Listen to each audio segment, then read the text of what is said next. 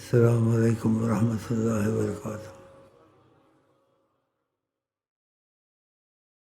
بڑی رحمت والا اللہ، بڑا بخشنے والا ہے، اس لیے دنیا چل رہی ہے۔ قرآن شریف میں وَلَوْ يُؤَاخِذُهُ اللَّهُ النَّاسَ بِمَا كَسَبُوا مَا تَرَكَ عَلَىٰ ظَهْرِهَا مِن دَابَّةٍ، اگر لوگوں کے گناہوں پہ خدا پکڑنا شروع کرے تو کوئی چلنے والا نظر نہیں آئے گا، سب سے ہو جاتا ہے گناہ۔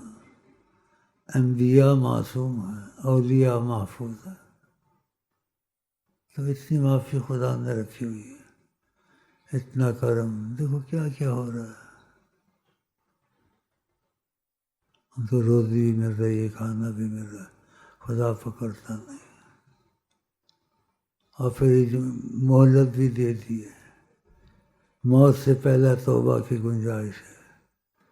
کافر کی کفر سے، مسلمان کی گناہ سے موت آ جائے، نہ کافر کی توبہ قبول ہے نہ مسلمان کی۔ اور موت کب آ جائے تم کو پتہ ہے؟ تو صبح بھی توبہ کر لیا کرو، شام کو بھی کر لیا کرو۔ آقا جی کہتے تھے قسم کر کے میں اللہ کا رسول ہوں، قسم کھا کے کہا میں روز 100 دفعہ توبہ کرتا ہوں اللہ، دیکھا، اور ہم لوگ تو ہے ہی گناہ گار، تو استغفر اللہ کی بھی تسبیح نہ چھوڑا کرو، اور اس کی عظمت بڑھاؤ۔ کیسے بڑھاؤ گے؟ سوچو کہ یہ آقا جی کا وظیفہ ہے، استغفر اللہ استغفر اللہ۔ درود شریف نہ چھوڑو، کہ درود شریف اللہ کا وظیفہ ہے۔ ان اللہ و ملائکتہ، سب سے پہلے درود اللہ نے پڑھا، اللہ، دیکھا، دو چیزیں مضبوط پکڑ لو، اللہ کا وظیفہ درود شریف۔